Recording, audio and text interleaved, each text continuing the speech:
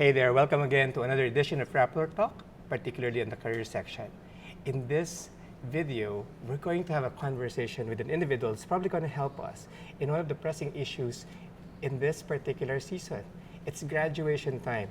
And with a lot of graduates joining in the employment race, what are their chances of getting a job or pursuing the career that they want?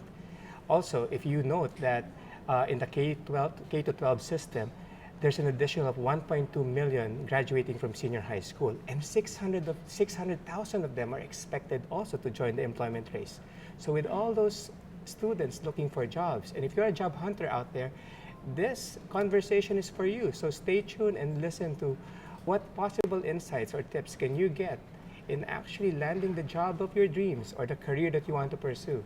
This afternoon, we have Ms. Jocelyn Pick as our guest. Hi, Jocelyn. Hi, Boris. Let me introduce you properly. Okay. I was telling her that I was actually admiring her from a distance. We're colleagues in a professional association called People Management Association of the Philippines. It's That's the right. largest HR association of HR managers and people managers, right? But Ms. Jocelyn Pick is also the president and CEO of the Profiles group of companies. Profiles provide solutions that help employers hire, assess, develop, and optimize human capital. I mean, they actually help employers from job matching, pre-hire assessment, post-hire assessment, competency-based workplace learning and development, and organizational development and transformation. So if there's an expert that we need to talk to about your job opportunity prospects out there, this is the lady to talk to. Welcome again to Rappler, Jocelyn. Thank you, Boris. And thank you for giving time for this. I know you're very busy. You're welcome. And, It's a pleasure. You're one of the trustees of the People Management Association of the Philippines, right? Yes, I am. Can you tell us a little bit more about that group and your Okay, work with them? The People Management Association of the Philippines has about 1,700 company members, and it is the largest association of executives and HR professionals. We are a national association. We have about 30 chapters all over the Philippines, country. all Okay. over the country, yes. And our mandate is not only to help train HR professionals, but also work towards advocacies like health and wellness, education, improving the competitiveness of the Philippines, Okay. and generally helping develop the human capital of the country. Oh, wow. Yeah. It's a very core area or field to help nation building. Yes, in it so is. many ways, right? Definitely, yes. And DIOP is also connected with college students, right? You have a junior PMAP in all chapters, yes. right? I should have mentioned that. Yes, we do have a junior PMAP, and I can't even keep track of the number of schools that they have formed an association with. These are people, these are students not necessarily majoring in human resources. Typically, they major in business. And again, it is a nationwide association, and they have a lot more members than the mother association. Yes, and that link is very crucial, especially if you're training the next generation Yes, of that's people right. managers and Yes. HR practitioners, right? Yeah. Well, thank you again for just joining us and sharing your expertise. I want to jump into a lot of topics. We'll be discussing a lot this afternoon, but in a span of 30 minutes, feeling ko kulang. But let me jump into the present situation right now. K-12, our first batch of senior high schools are graduating within the last 2 months, I suppose. And you gave me the numbers a while ago. 1.2 million of them are graduating, and there's 2 different tracks, and an estimated 600,000 is joining the employment race. That's true. How do you think that's impacting the different industries, the employability of college graduates and even our senior high graduates? A lot of people say that they would not be hiring high school graduates, mainly because they would prefer to have college graduates. But in this day and age, it's a level playing field. The recently graduated senior high school have been trained in competencies recently validated to be what industry needs. And I have observed that most of the most of the hiring managers are really looking for competencies rather than credentials. So I think everybody will just have to be competitive, and everybody has to be better than average. If they're good at a certain thing, they better be really good at it, because it's a very competitive field right now. And not only that, more and more, even colleges and universities are actually introducing certification courses in their major subjects, largely because industry really wants to know whether you do have the skills. And if you can present a certification of a certain skill that is needed for their particular company, you can get hired whether you are a high school graduate or whether you are a college graduate. Let me get this straight. Also, for the benefit of those who are watching and listening to us right now. So, if you're a senior high graduate and you did choose the course on vocational skills, technical skills, you can be employed, right? On a specific competency, for specific competencies. And if I'm an employer, and then my choices would be, I was thinking, bakit ganito iniisip ng mga owners tsaka employers, why would I hire a senior high student, graduate, when I can hire a college graduate, ideally with the same competency, but then you were saying that the playing field now is skill-based. So you need to be good with your skills. So do you think that's a mentality for most employers? And then how do they cope up with that? You know, let me present some statistics. Okay. PMUP, as an association, keeps track of the hiring practices of its managers. 10 years ago, it's in 2010, we asked the hiring managers, what type of students are you hiring in terms of their educational levels? About 60% in 2010 said they would only hire college graduates. 60%? 60%. When was this, sorry? This was in 2010. 2010, okay. In 2014, we asked the same question. It went down to 50%. Okay. And for Tech Voc graduates in 2010, it was, I would like to talk about the high school. For the high school graduates, when we asked them in 2010 whether they would be willing to hire high school graduates, only about 2% of the hiring managers said they would. Okay. But in 2014, that went up to 28%. So I think there's a changing mindset now to look into the demands of the job itself, that some of the jobs don't really need a college degree. And considering also the fact that these recent graduates are already trained in certain levels of competencies that's needed. It depends on the job, of course. I recently hired a graphic artist who was a senior high school graduate. Okay. Yes. So I think still there is a need to, if we are to help the senior high school students, there is a need to advocate amongst our hiring managers to have a changing mindset, perhaps to even look at their employment manuals and rethink about their competency frameworks and qualification standards. But that doesn't go through only for private. Okay. Government needs to look into it as well. Because why? When we told our parents that we were going to get 2 more years before they could get a high school diploma, one of the things that we promised them was employability. A lot of people say that they're not willing to hire them because they are not matured enough, but they can by law work because they are already 18 years old, which was the problem before. Why wouldn't I hire a college graduate? Why would I hire a high school as opposed to a college graduate? I think it all depends on the job.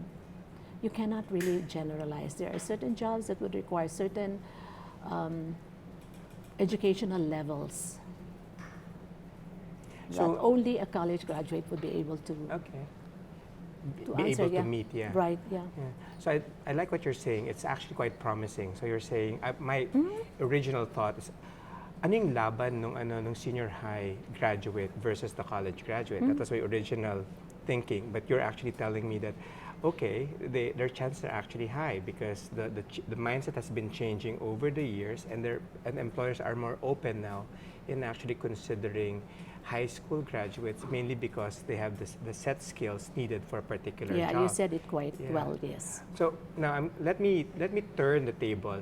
Now, if I'm a college graduate, I'm a graduate of 4-year course. Let's say I'm a college graduate course of engineering, a 5-year course of engineering or mass communication, and I would like to get into a general job, and then wouldn't that 600,000 rob me of my opportunity to actually get that vacancy or that slot, since nakidagdag pa sila sa numbers eh.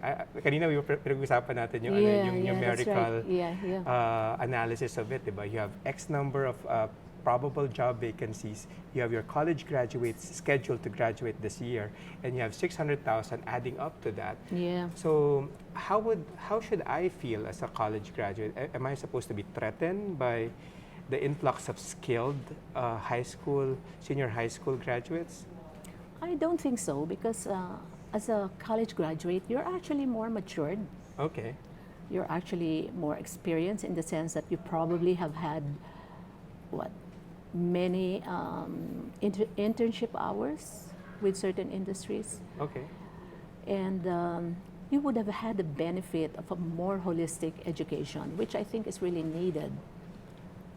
It's not just skills-based, let's face it. Okay. But because part of the output of an educational system is to be able to give jobs. This is what our students need, and the majority of the Filipinos need to have jobs as their source of livelihood. But I still think that college graduates truly, not only in terms of more years of education, but also in terms of having as part of their curriculum liberal education, which probably includes philosophy, history, sociology, which are important as well in defining you as a human being, is very important. And mind you, a lot of these high school students who have just graduated are probably just looking for a job to raise some money so they could still pursue a college degree. But to what you were saying, yes, indeed, they would be competing for the same kinds of jobs. Again, I like what you're saying. I like the holistic feel of that. Like, I'm a college student. I'm not just developed. I just didn't acquire a set of skills that you've actually honed me. So let's put it from their perspective, because if they're listening right now, they're watching right now. Okay, for college graduates, what kind of attitude should I have when I apply for jobs, whether it's related to my course or not? You know, it would also be the same, not just for college graduates, but also for high school graduates, and for any job seeker for that matter. I am a strong believer of job fit, and it really boils down to understanding who you are. Okay. Understanding what your abilities are, being able to communicate that to the company. So in other words, you should be able to present yourself as a person that has the competencies for the position that you're applying for. Okay. And going back to your book, you wrote a book, Best at Work? Happy at Work. Happy at Work. But you had, I'm sorry, but you had it. this framework which was called Best, and you talked about people in the workplace should be prepared. Yeah. They should be excited about the work that they're doing. They should ask for help if they need it. And also, they should test. And you know, that applies for job seekers as well, Boris. Okay. So even though you'd written it for the workforce, it actually applies for job seekers, because the job seekers have to know exactly who they are. They have to seek help when they make their resumes. They have to make use of their network so they know what job openings there are. And they have to be prepared in the way of making research, what industries out there are really booming, and what's probably in doom, as you said earlier. Yeah. I love what I'm hearing, and I don't know, guys, if you're picking this up, because I really want you to take down notes. I think we're seeing a different perspective here. If you're a college graduate, ang lamang mo in the marketplace is really saying that, hey, you know, I have this confidence, I have this I have grown in maturity in a way. So let's put it on the senior high school graduates. Not saying that they lack maturity, but basically because of they didn't have that advantage of developing other aspects of their being, like problem-solving skills, I think, or probably critical thinking. What should they have as they move forward and applying for new jobs? What do they have? What can they be confident about that they have against their counterparts who graduated a 4-year course? Yeah, I think they have to be able to show that they have a certain level of maturity at their age, and also show that they have gathered some experience already, whether it be in the work of a paid job, whether it be in the work of internship, or in doing volunteer work. And I'm a strong proponent of volunteer work. You mentioned a while ago that we have JPMAP. A lot of activities in PMAP, or the People Management Association of the Philippines, really calls for volunteerism, not just among the professionals, and that's why perhaps you and I were attracted to it, because we're all volunteers. But volunteerism in activities that are worthwhile and being able to show it to the company gives the high school student the advantage. Yeah, the advantage that he's been able to hone certain skills in organization and planning, in teamwork, in helping social development and community work, which employers are typically looking for. Okay. So at an early stage, even if they're just high school, they should really start to get the work experience. Okay. Whether there are opportunities or not, they could always volunteer in their church or in nonprofit organizations that suit their passion. This will give them an advantage. Because to begin with, it's not just skills, right? It's not just the technical skills. That's right. It's also the people skills. So they need to be able to show that they could interact, especially if the job requires that. Yeah, and probably I'll also share with you, because PMAP conducts researches on what are the competencies that are lacking among our fresh graduates, and we do this regularly. Okay. And what do you think will be needed, and what's going to be in demand for the next 5 years, for example. We're always seeing the same competencies as lacking. One is communication skills, but again, as I said, it doesn't just apply to high school students, it applies across levels. And it also depends on the industry. Naturally, the communication skills of a company that deals with engineering services would be different from one that deals with hotel and tourism and things like that. But communication skills is one of them. Then we talk again about critical thinking and problem solving, which could actually and should be part of the curriculum across different subject matters in the high school. Okay.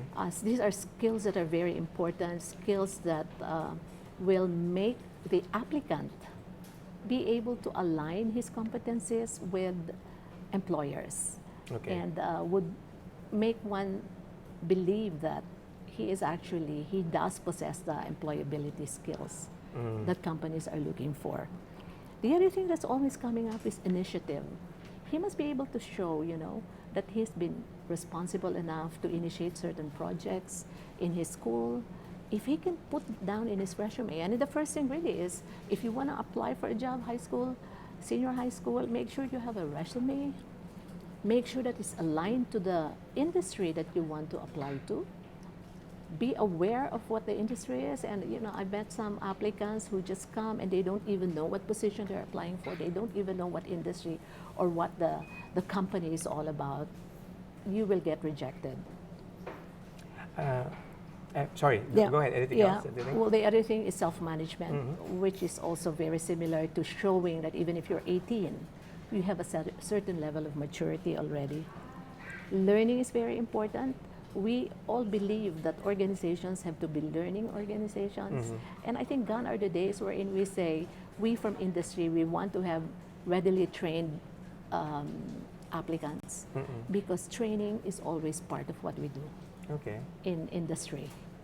And it's part of what keeps employees engaged. In a survey that I was doing one time, the number one factor for engagement was the fact that they were able to develop themselves and train themselves, and this was a benefit given by the company.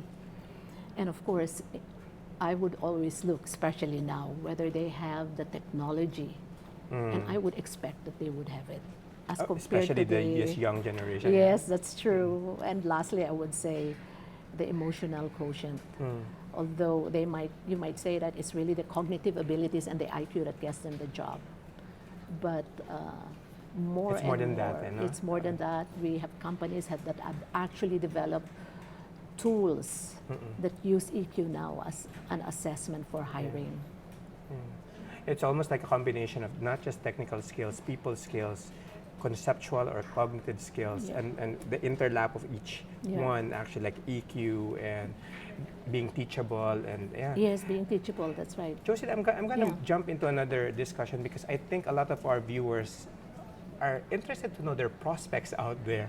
So what are the industries that are big on hiring, and I don't know, just in your observation, or if you have data there. So yeah, I've got some data, and I'd like to put it in the context of the Philippine economy. Okay.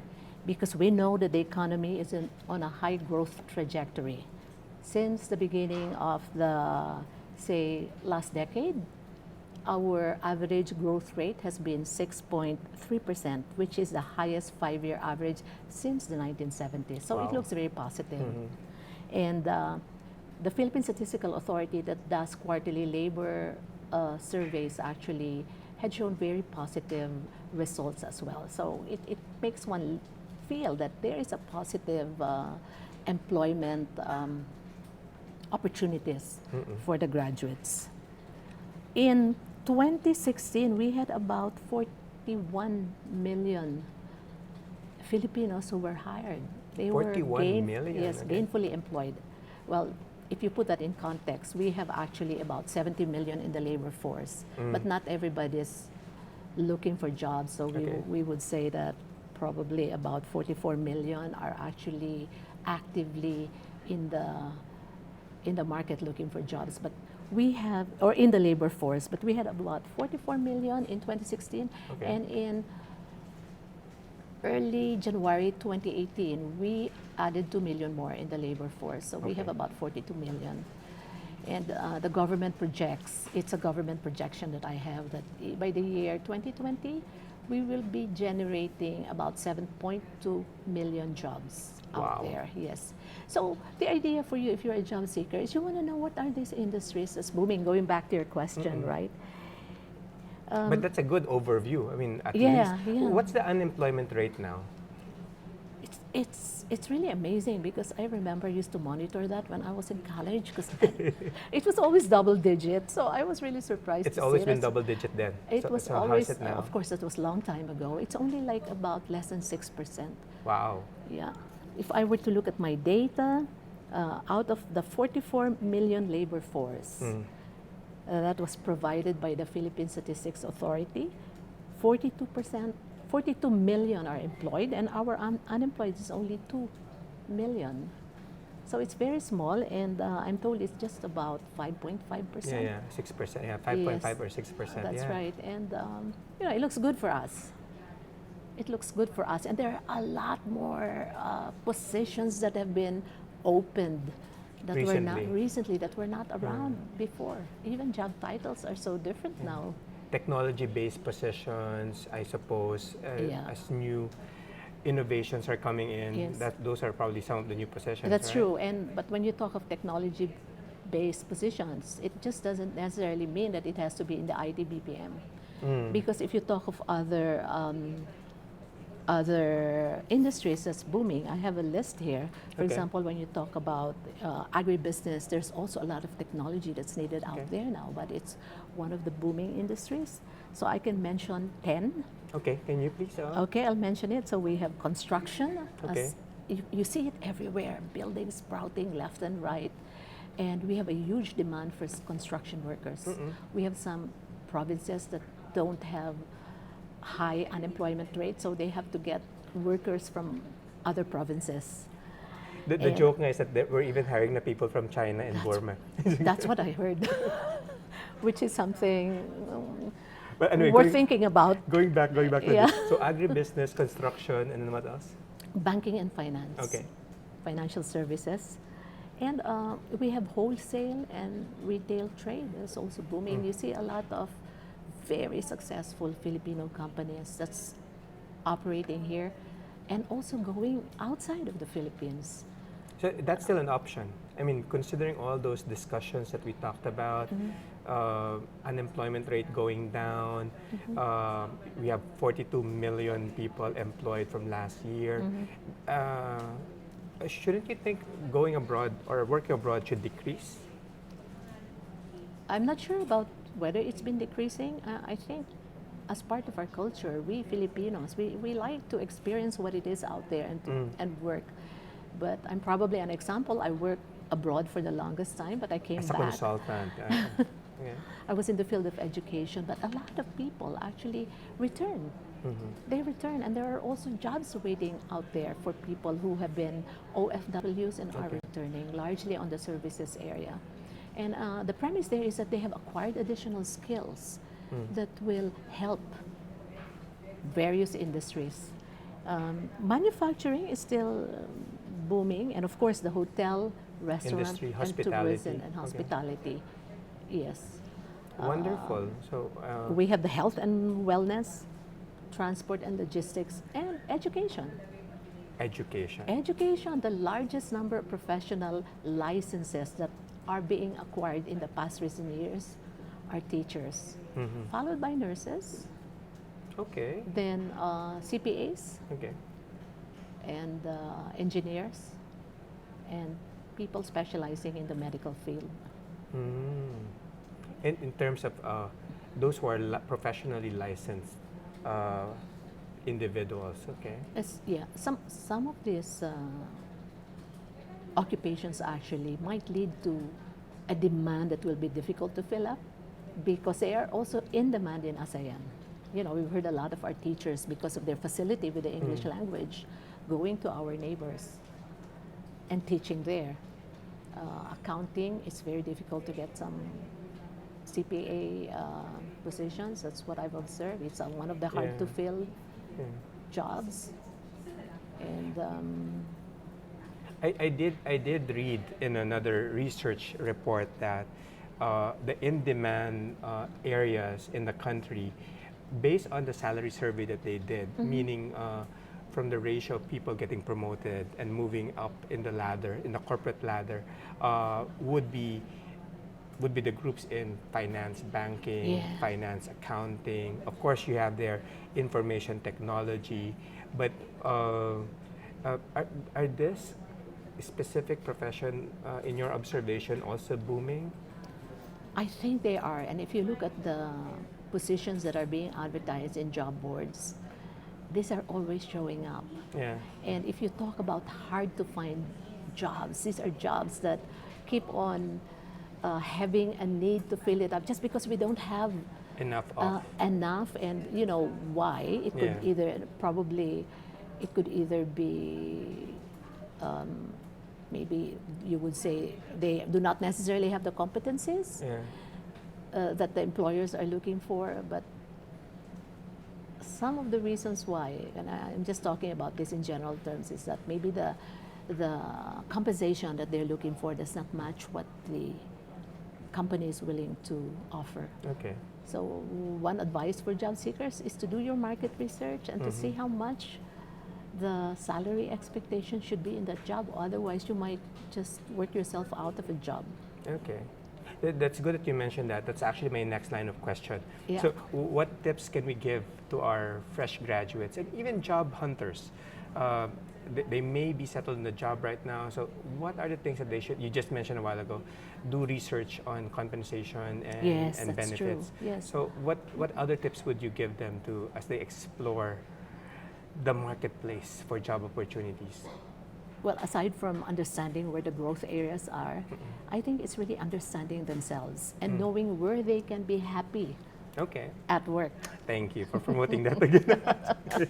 Yeah, And they need to be happy. It's an important they ingredient. definitely, because can you imagine you graduated from college at age 22 and you spend the rest of your life 8 hours a day, if not more, at work.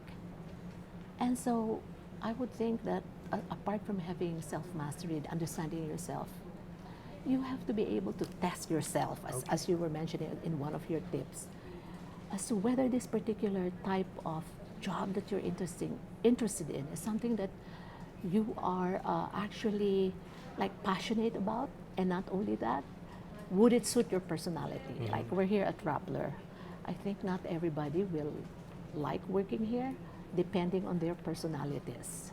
For people, maybe for you, These are very young and creative very young individuals. and very creative, and definitely a different environment.